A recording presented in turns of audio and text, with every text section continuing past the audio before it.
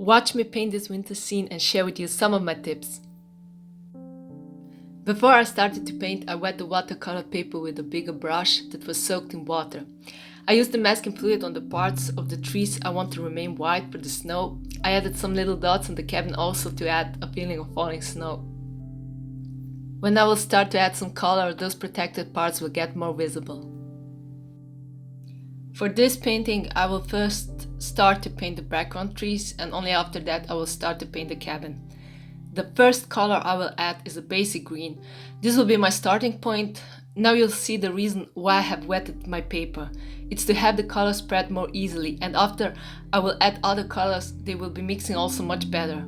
But the most important reason for wetting the paper is to get soft looking colors and transitions between them. The water on the paper prevents us to paint sharp looking edges, so whenever you want or need to paint soft looking areas, use this technique. It's very good for creating dreamlike effects.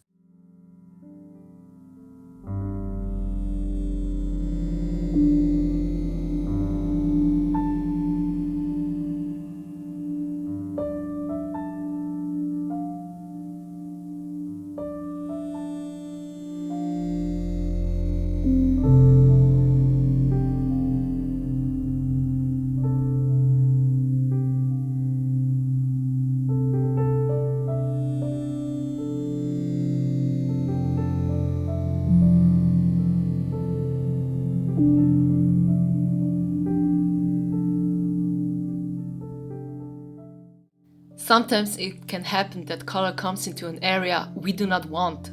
When this happens, it's the best to take a paper tissue or something similar and soak up the excess paint right away before it dries up.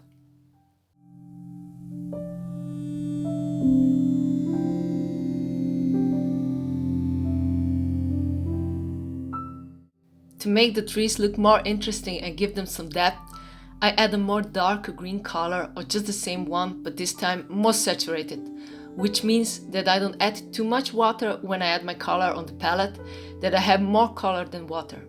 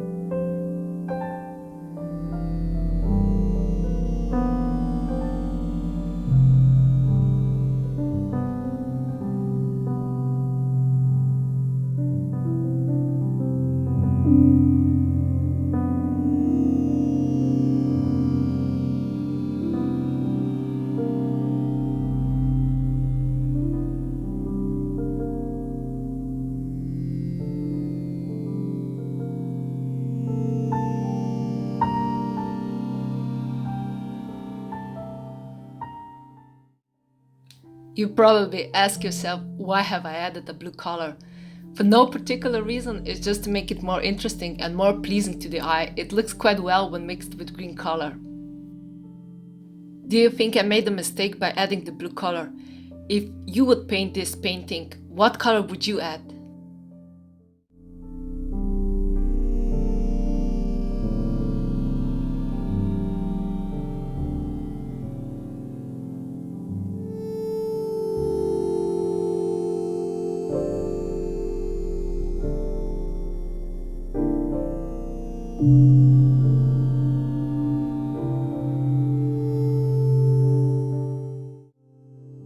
Now it's time to add some brown color, which now makes more sense than the blue one.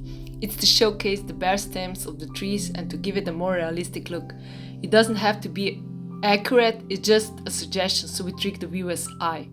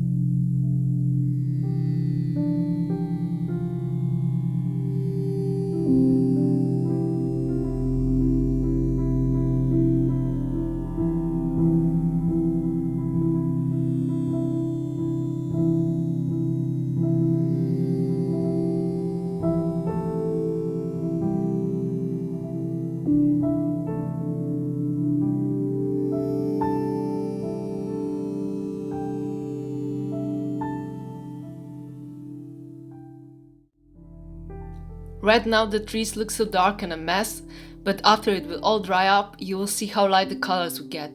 You have to remember that wet watercolors always look darker than the dry ones. It's something I know from experience, that's why I'm not worried about the current look of my painting. It will look better.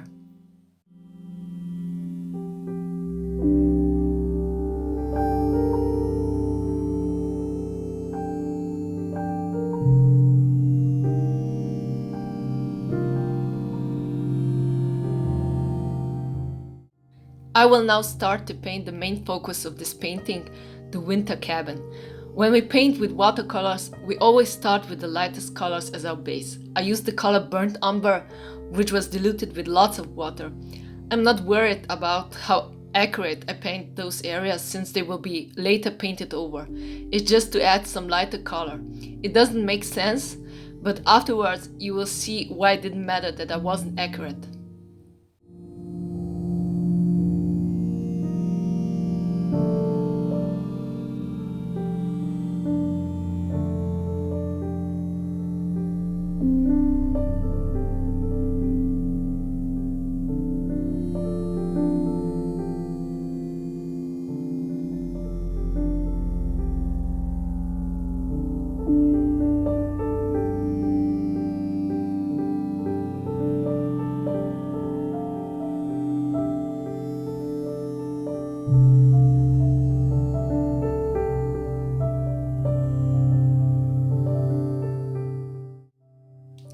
This time I used the same technique as I did with the trees, but instead of adding pure water, I wetted the paper with a wash of light brown color that you saw me adding before. The wet areas will again help me to mix the light and dark brown colors in a much softer way. So you will see me pause many times while painting. That's because I'm looking at my reference photo to see where to add the colors, and it also takes some time for my brain to process this kind of information.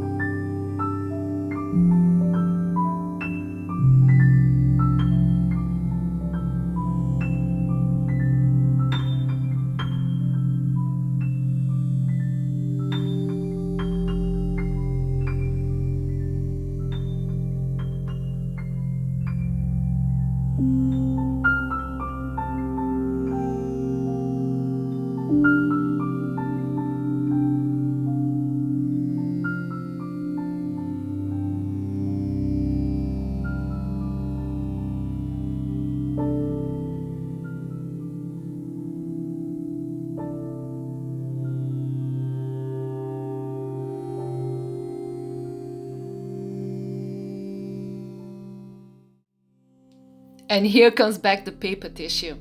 So what am I doing with it? Was there any mistake done? No. This time I used it to create some texture. By lifting the colors up in some areas, I create a contrast with dark and lighter areas to make it look more organic and not drawn with a marker. The paper is still wet and I will repeat the same process over and over again, adding more brown color, sometimes burnt umber, other times sepia.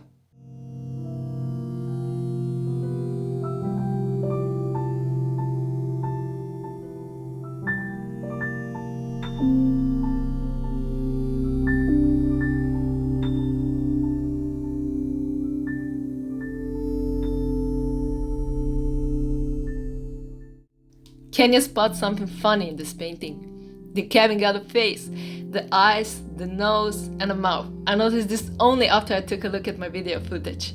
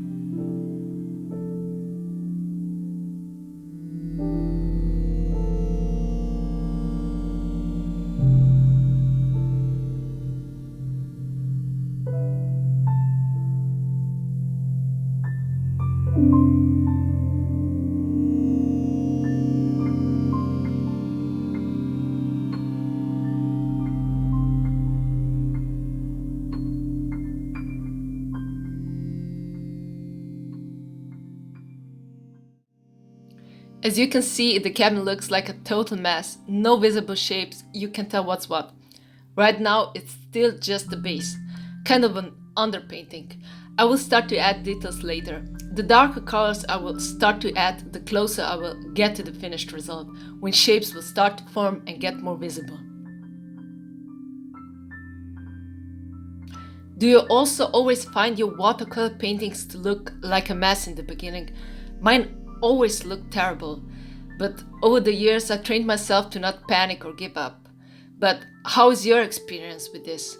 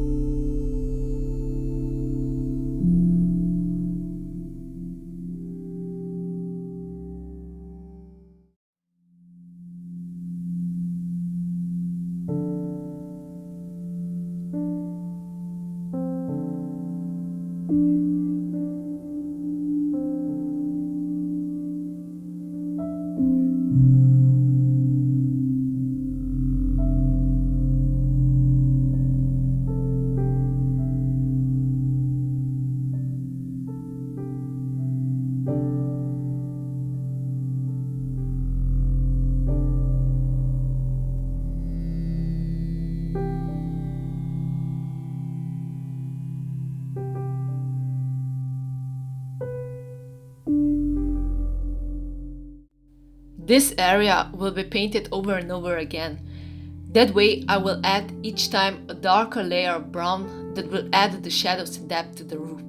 To make the transition not look too stiff or have a sharp border, I go over the edge of the brown color with a wet brush and gently glide the color to the right side, so I get a fading color effect.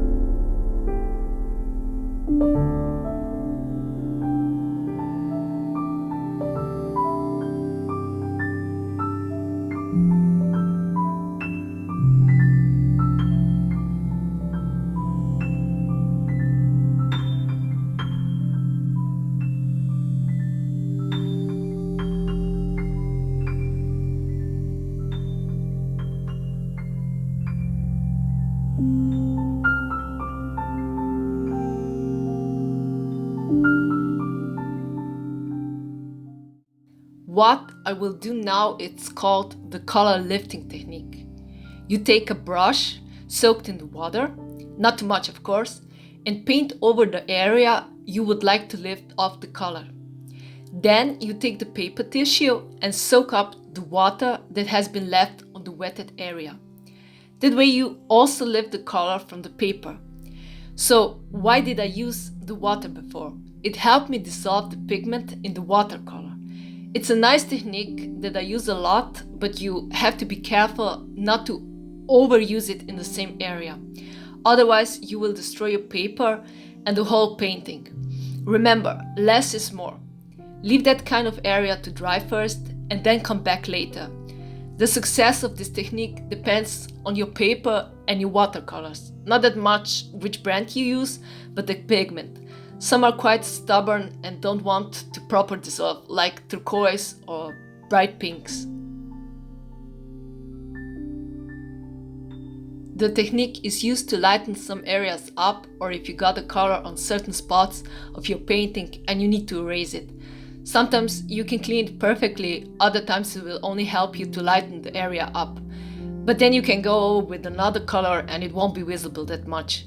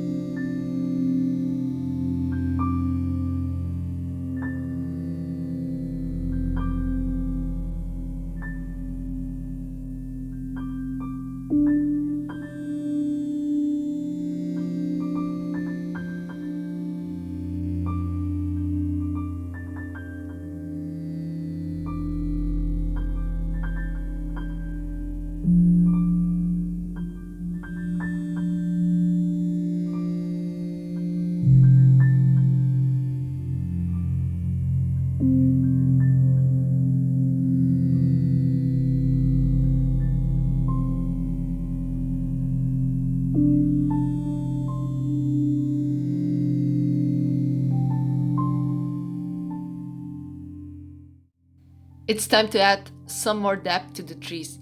As you can see, the colors got quite light looking and aren't so dark as they were in the beginning when the colors were all wet.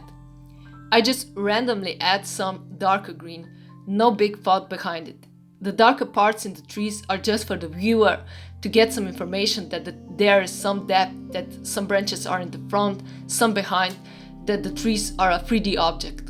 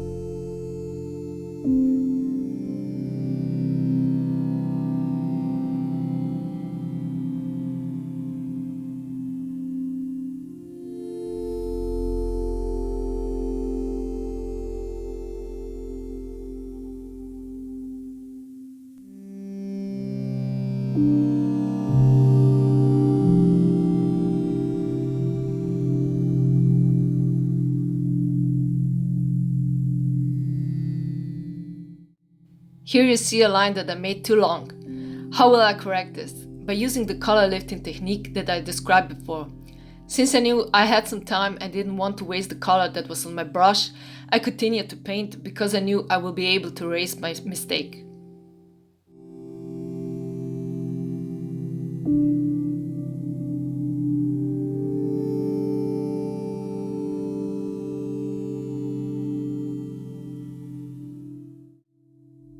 Here I come with a brush that has been soaked in clear water. I go over the mistaken line and kinda melt it all in the roof, like it's supposed to be that way. I didn't even have to use the paper tissue. It always depends on the painting you are creating and the area where the mistake happened. Let's add some details and create some shapes. It's still more in a kind of a suggested way, not 100% realistic. It's just to get an idea that there's a window. But what's your opinion? Should an artist paint everything 100% accurate in full detail, or is some artistic freedom allowed?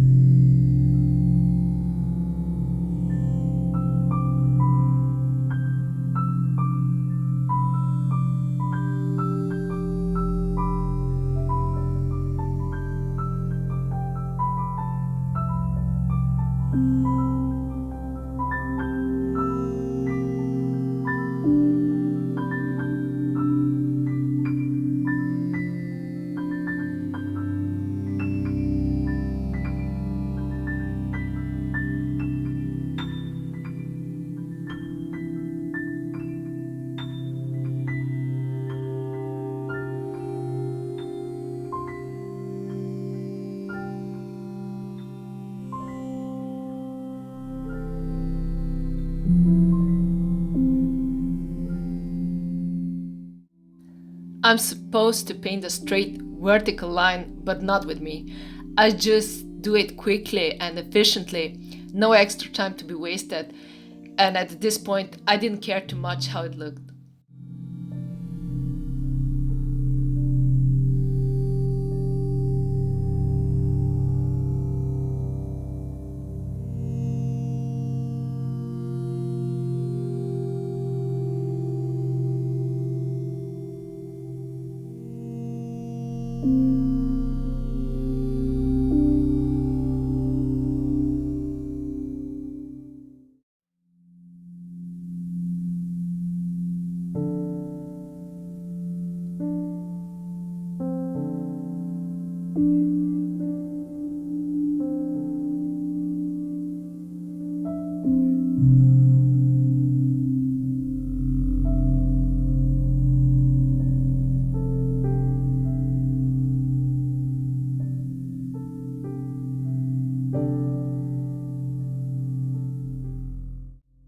Here comes the muscle part of this painting process, erasing all the parts where the masking fluid was applied.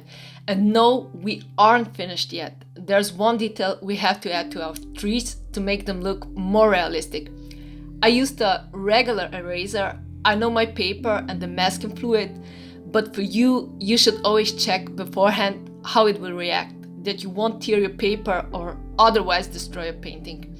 And also always make sure that the painting is completely dry before you start to erase. Don't miss the color that has been left on the masking part either. It can happen that it's still wet.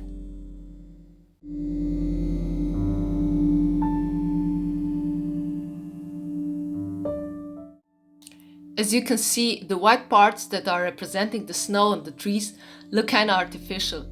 That's why I added some dots of color, green mostly, to give it an illusion of the tree branches sticking out of the snow. Nothing too complicated, but it makes it more believable and interesting looking.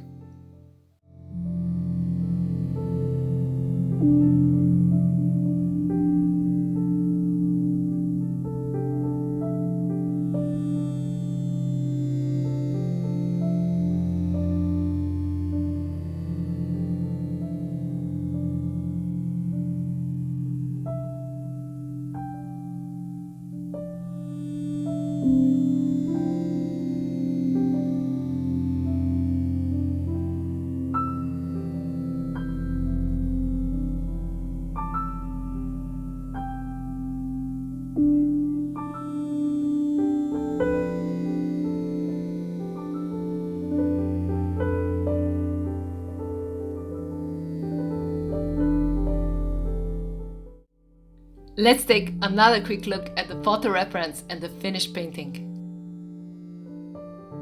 Always remember, play with art, don't be limited by it.